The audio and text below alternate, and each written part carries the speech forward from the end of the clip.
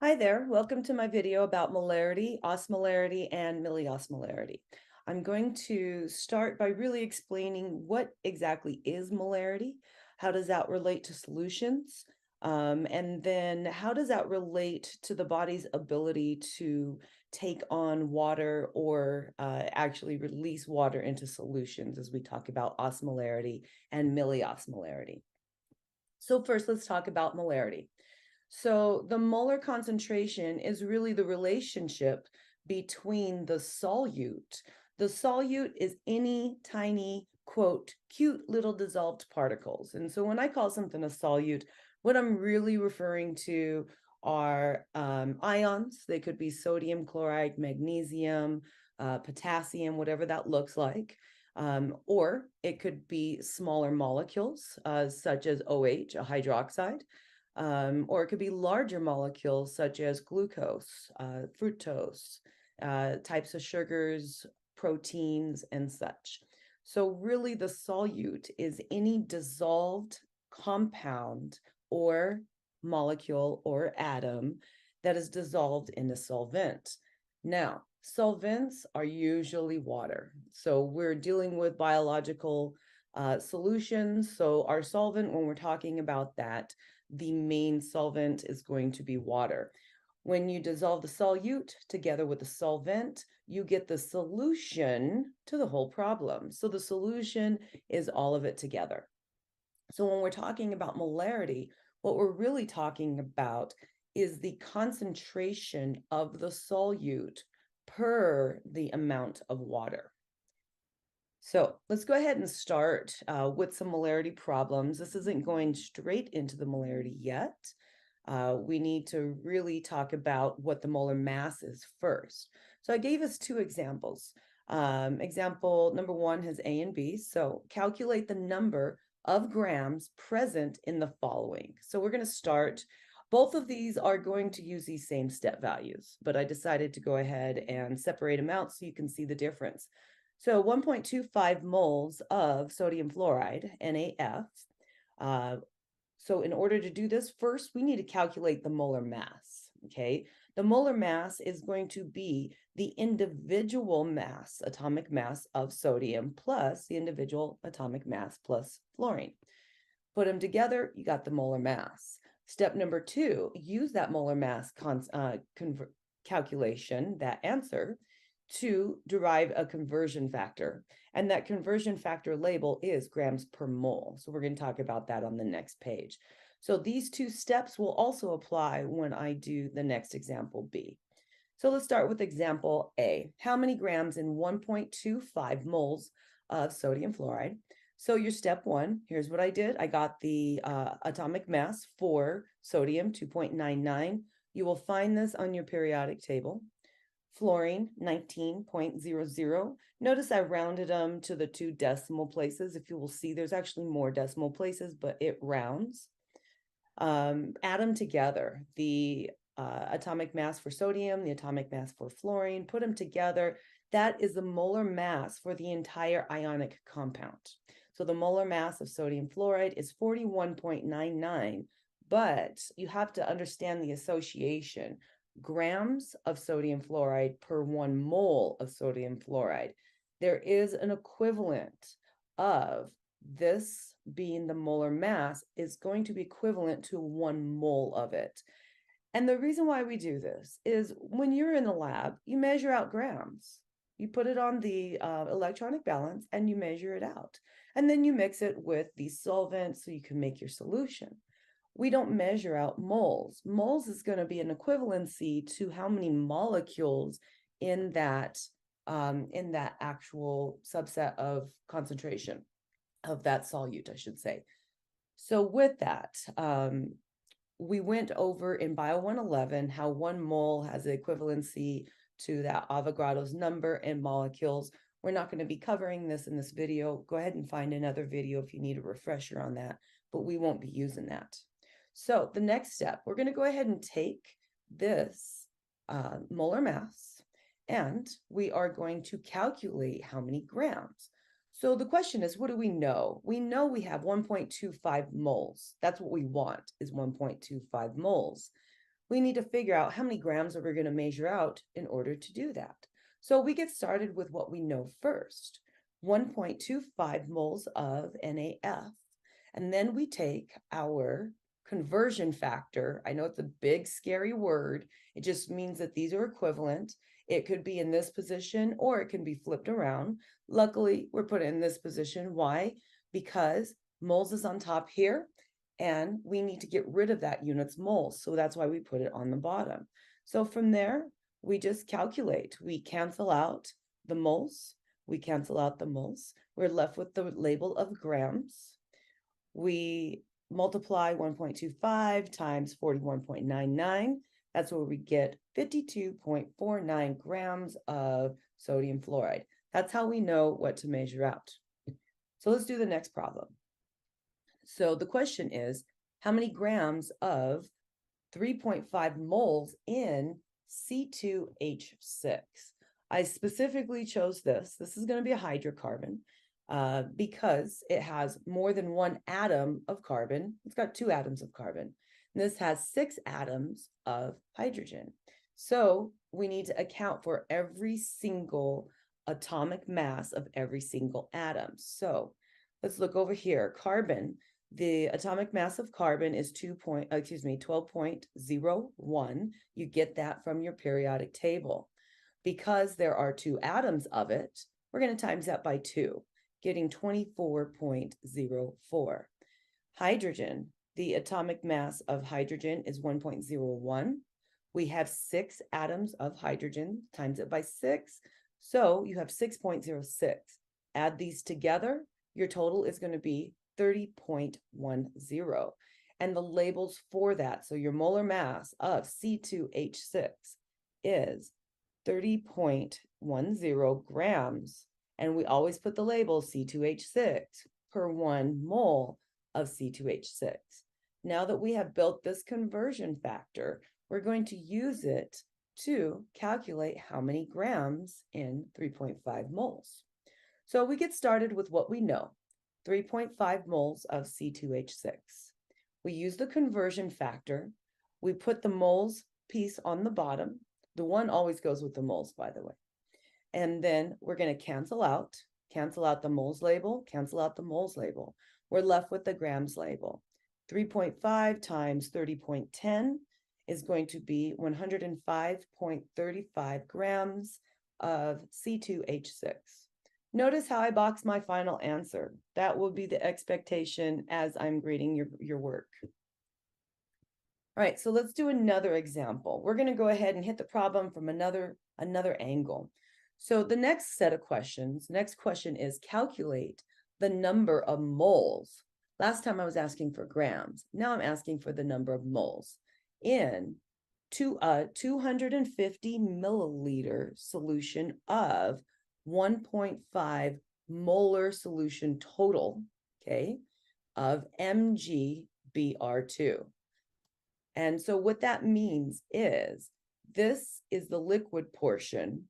This right here is the molarity portion that includes both the solvent and the solute. Okay, so we have a nice little calculation that we're going to keep referring back to, this little formula. And I would put this formula in your top paper to see if it's needed. It's not always needed. As you can see in the last 2 examples, I didn't need this formula, but a lot of times it is needed. So molarity. Molarity is denoted as big M. A lot of times people get that confused and put a little m. Little m refers to meters, okay? And I believe it also refers to molality too. So you got to make sure you're putting the correct units label, which is capital M. Moles of solute. Moles of solute is usually just spelled out moles, or sometimes they get lazy and leave off the S and just call it mole. But it's very different than molarity. And liters of solution. So your liters of solution, just straight liters, metric system. So here's our steps. I put our steps out. Number 1, we're going to use this molarity formula. Number 1, to identify, what do I know? Okay. I know some things over here in the problem. And the next question, what do I need to find out? Well, it's asking me here, find out the number of moles. So step number 2, because I've been given milliliters, and this is in liters, we need to convert milliliters into liters.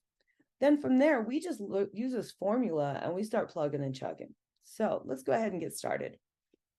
So the first thing I'm going to do in step 1, what do I know? I know I have molarity, big M molarity. I have 1.5 molarity of MgBr.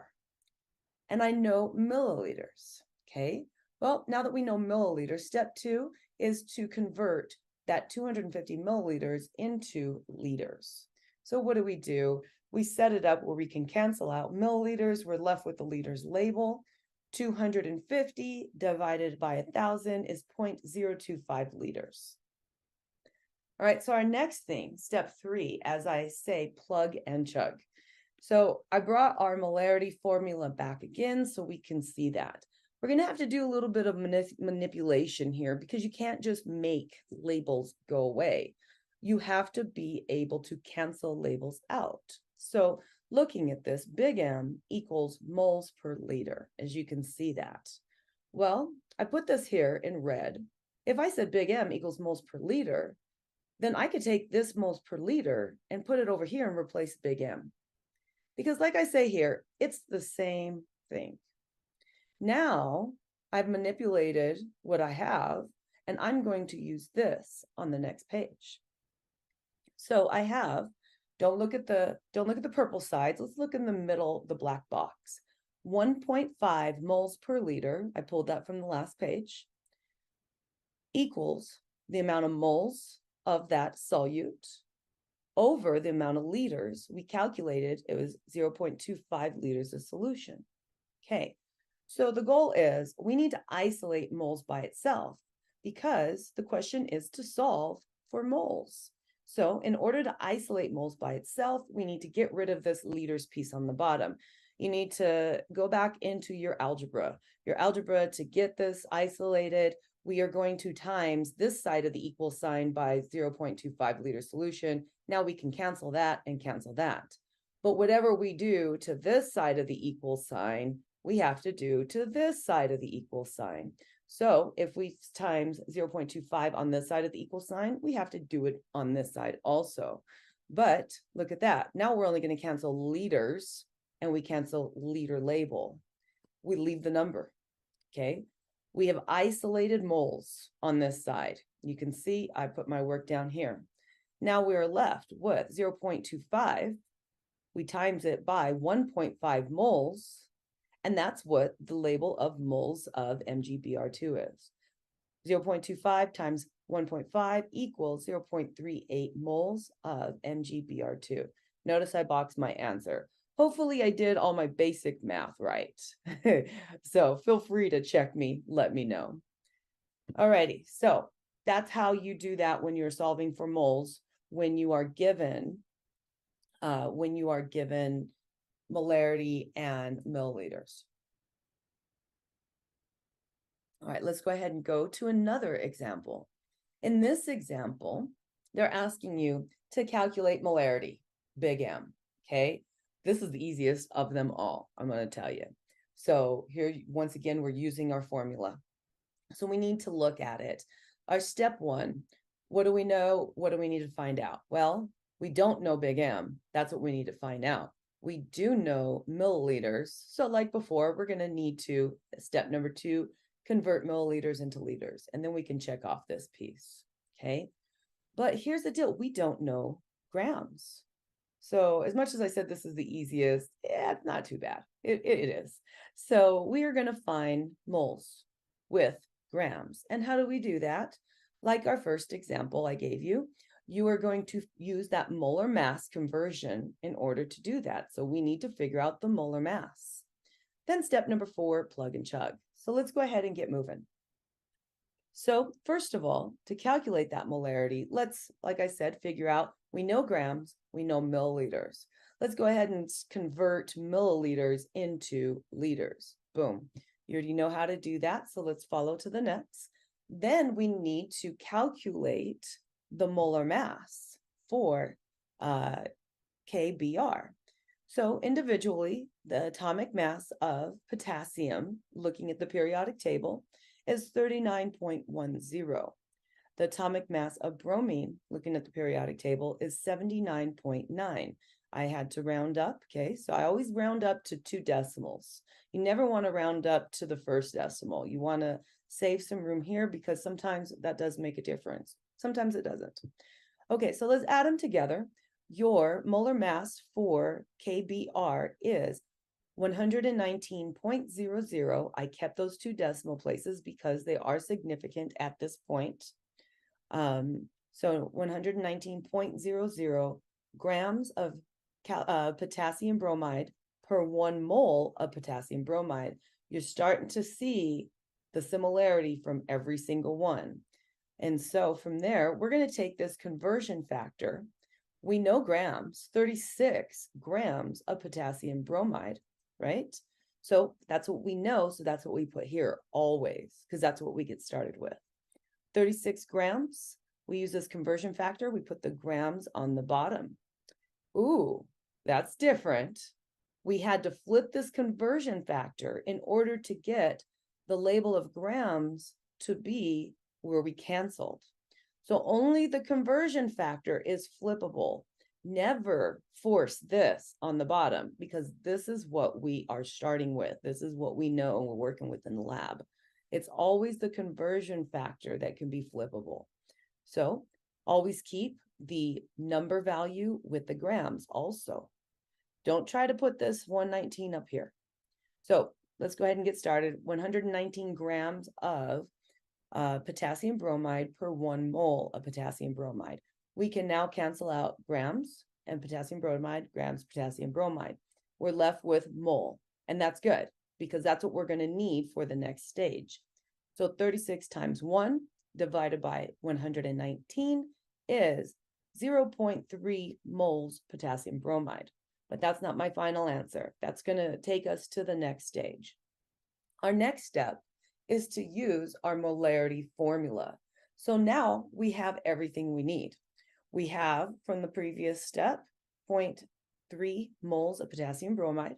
That's the solute. Remember, the solute is always the tiny dissolved cute particles. And 0.2 liters of solution. We got this from step 2 a couple of slides ago. Looks like I decided to keep 2 equal signs in this. No worries, I'll take it out when I give you your final version. So divide this by this, and now you have big M, your molarity, 1.5 molarity potassium bromide. Notice how I speak. I say molarity, and this is moles. They're not the same thing. So make sure you're using not only the correct units, you know, when you're putting it through your mind and you're talking it through, make sure you're using the correct words because they are not equivalent. Alrighty, so this right here, 1.5 molarity of potassium bromide. We're going to use this in a later example. Let's move on to the concept of osmolarity and milli-osmolarity. So in a body system, we've talked about this in 111. If you've had me, if you haven't, you probably have talked about it in your previous 111. In your body system, your cells have the ability to take on water or release water. And it all has to do with the solution in which they are dissolved in or immersed in. Okay, so put a nice little definition of what osmolarity is. Osmolarity is going to be the molar concentration of dissolved particles per 1 liter solution. That sounds very generic. Don't worry, we are going to apply it. But before we move on, let's just go ahead and give you this formula because it's pretty simple. 1 osmolarity, this is how you make it shorter. Make sure you put a space in there. That way it doesn't look like you're giving me the number 10. Okay, I purposely put a huge space in there. So you can say 1 osmolarity is equivalent to 1,000 milli-osmolarity, just like a regular metric system. Shouldn't be a problem. Okay, so before we move on to some examples, I'm going to do a quick review of tonicity. And so first, where tonicity is always dealing with the solution in which the cell is compared to. So here's my cell floating in solution. I put the cell in a beaker. but you could put this red blood cell inside a bloodstream. So apply it that way. You're going to have a lot of that application in your anatomy and physiology. So right here, I'm showing you an isotonic solution. Remember, we're talking about the solution in which the cell is being compared to. So why is this an isotonic solution? Well, first of all, let's count how many solutes in the cell. 1, 2, 3, 4, 5, 6. 6 solutes in the cell. We plop that cell into the solution, and luckily it's an isotonic solution because there's 1, 2, 3, 4, 5, 6. There's 6 solutes in the solution. So this solution is isotonic it's isotonic solution to that cell. All right, let's move it on. How about this one? This one is a hypertonic solution. So the cell that I immersed it in, I only gave it 3 solutes, but we plopped it in a solution that has, 3 times as much, 4 times as much, a lot more. We're going to call this a hypertonic solution because it has more tonicity, more solutes compared to that cell that is being compared to it. So this is hypertonic. Because of that solution and the hypertonicity, these solutes have a great pulling power on the water inside the cell. So if you recall, the water inside the cell will leave and come out here to try to establish water equilibrium, okay? So these solutes will essentially pull on water and make that cell shrink. Moving on to this one. All righty. This cell has a lot of solutes inside, and you plop it into a solution that's hypotonic. Hypotonic, lower solute concentration. Well, kind of the same thing, because if you recall your osmosis, water wants to move from a high water concentration towards a lower water concentration across a selectively permeable membrane. So water is going to go from the solution into the cell because these solutes have a greater pulling power to try to draw in water. So with that, this cell is going to gain lots of water and could eventually probably will burst. It will swell and swell and swell and take on water until it bursts or reaches equilibrium. It really depends on that tonicity of that hypotonic solution. So let's go ahead and apply this now to different types of compounds, okay?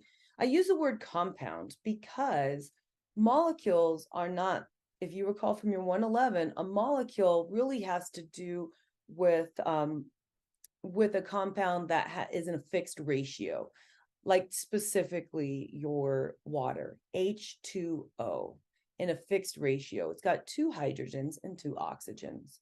But we can very well call this organic compounds versus ionic compounds. So that is the word I'm going to be using in this discussion. So all of your molecules, all of your, just kidding, all of your compounds do not have the same affinity to draw water in or out of a cell, okay? And the reason why, your organic compounds do not disassociate their atoms when you dissolve them in a solution. Each of their molecules are going to remain as one particle. I can call it a molecule because it's organic. They're going to remain in one particle. Guess which ones these are? Your carbon-based compounds. And your carbon-based compounds, if you recall, they are your covalent bonders. So they're not going to disassociate because those covalent bonds are very strong. Versus ionic compounds. Ionic compounds do disassociate, which are break apart when you dissolve them in water. Those are your ionic bonders. For example, your sodium chloride. So I'm going to give you these examples on the next page.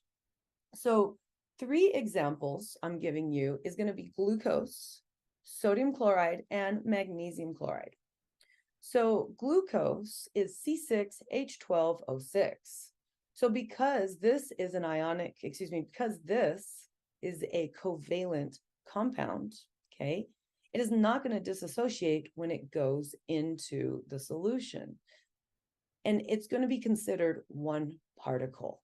Let's look at that. Boom. All right, I'm going to back it up. This one here, sodium chloride, is going to dissociate and break up. The sodium and the chloride are going to become ions. This is going to become a cation. This is going to become an anion. And thereby, they break apart, making two particles in the solution. Then you have your magnesium chloride. One magnesium, the purple I denoted, and two chlorine, the green. So that is going to end up dissociating into the ions, your cation and two anions, and making three particles. So now let me show you what this does for the ability of the solution. If you just kind of recall back in our tonicity, and we're going to apply this. So your glucose just goes in as one particle. So what if I were to put 4 glucose molecules in? Let's count them up. 1, 2, 3, 4. Those 4 glucose molecules don't dissociate, thereby only make 4 particles of solute into that solution. Okay, so that essentially is only going to make, you know what? I don't think I want to go there yet. Let's save it. Let's go to the next. All righty, sodium chloride. Here's your sodium, here's your chloride. When you put them into the water, it's going to make a sodium chloride solution. But the sodium and the chloride dissociate into their ions, their cation and their anion, and look at that. Wow, you have so much more. You have double the amount because it makes 2 particles. So if I were to put in 4 sodium chloride compounds, that is going to make 8 particles of solute, right? This would have been one of them, 2, 3, and 4. But because they break apart, this essentially makes 8 particles of solution. So this is going to have a greater affinity to pull on water. And so this is going to make a solution be more hypertonic when compared to looking at this solution. All right, so let's go to the next one, and that's going to be magnesium chloride. So magnesium chloride is going to break into 3 particles. The reason why is 1 magnesium, 2 chlorine, boom, boom, boom, you throw them in when you break apart. So if I were to, in the same, throw in 4 magnesium chloride compounds, that is going to dissociate into 12 solutes, right?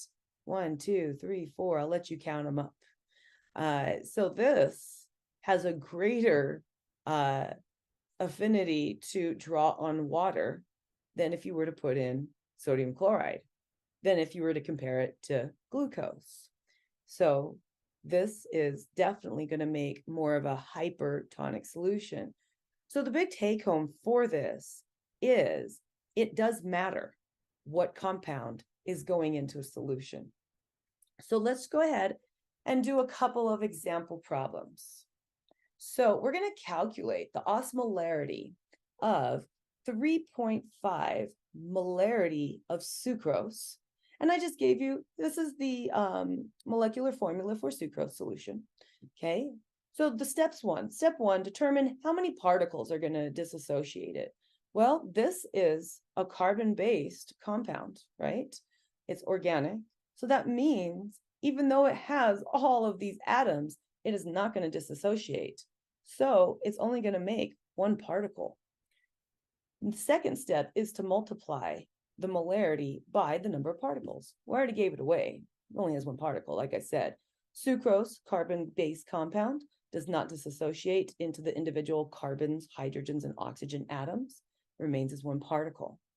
Step number 2, multiply the molarity by the 1 particle. You're like, okay, so now that we have this information, let's just go ahead and take our previous 3.5 molarity sucrose. We want to figure out what is the osmolarity. What's its ability to pull on water in a biological medium, i.e. your body.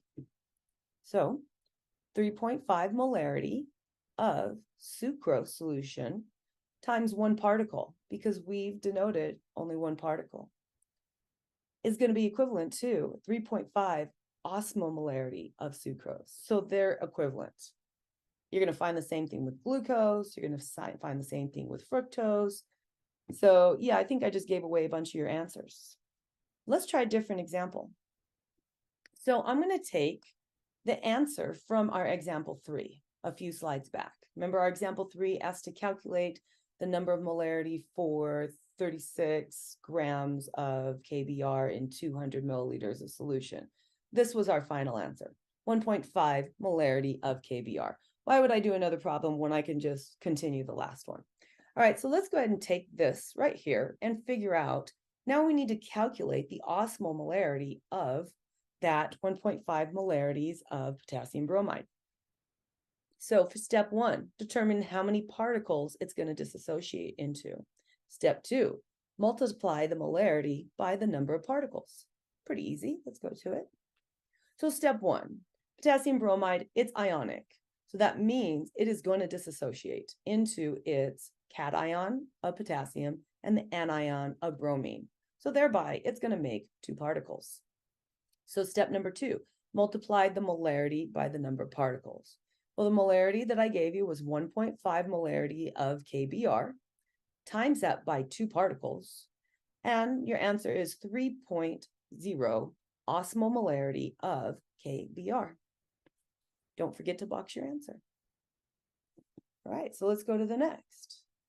What do you say we figure out, take this, now let's calculate the milli-osmolarity.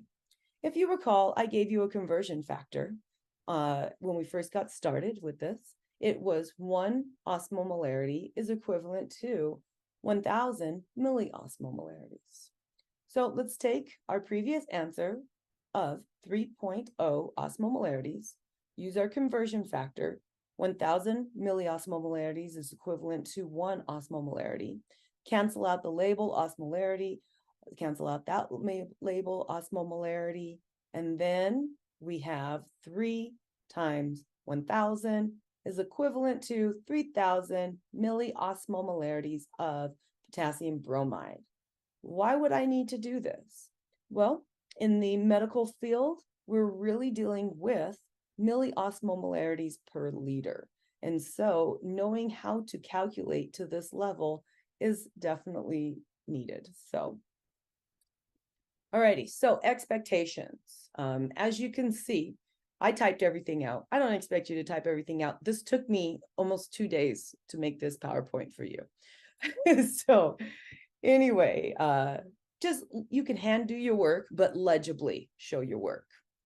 Always put your compound name labels. You notice I always put C6H12O6. Actually, I didn't use a glucose. Yeah, I did. I always put KBr. Always put your name labels, because without the label, it means nothing. It could be anything.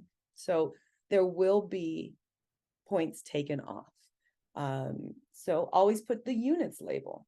Obviously, if you're coming down the units of osmolarity, I need to know that. I need to know whether it's molarity, osmolarity, or milliosmolarity, or grams. So without the units label, it means nothing. So you also need to box your final answers, because I can't search around for everything. You need to tell me what you're giving me as your final answer. If you don't box your final answer, I'm not going to give you very much credit for the work, because I'm not going to search around for your final answer. In your D2L, I will let you know specifically how many points I will take off for these.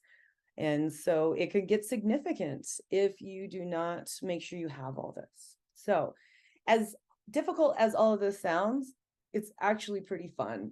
The difficulty was in making the PowerPoint, not in doing the actual work itself. And so you might actually start to enjoy it.